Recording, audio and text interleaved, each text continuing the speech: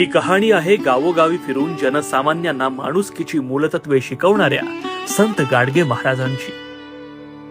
पण अमरावतीचे डेबूजी जानोरकर ते संत गाडगे महाराज हा प्रवास इतका सोपा नव्हता। 23 फेब्रुवारी 1876 रोजी जन्मलेल्या डेबूजींना लहानपणापासूनच गुरे राखणे, नांगर चालवणे, शेतीवाडी करण्याबरोबरच स्वच्छतेची विशेष आवड होती। लग्नानंतर स्वतःच्या संसारात न रमता डेबूजी अवघ्या समाजाचा संसार सुधारण्यासाठी घराबाहेर पडले ते कायमचेच।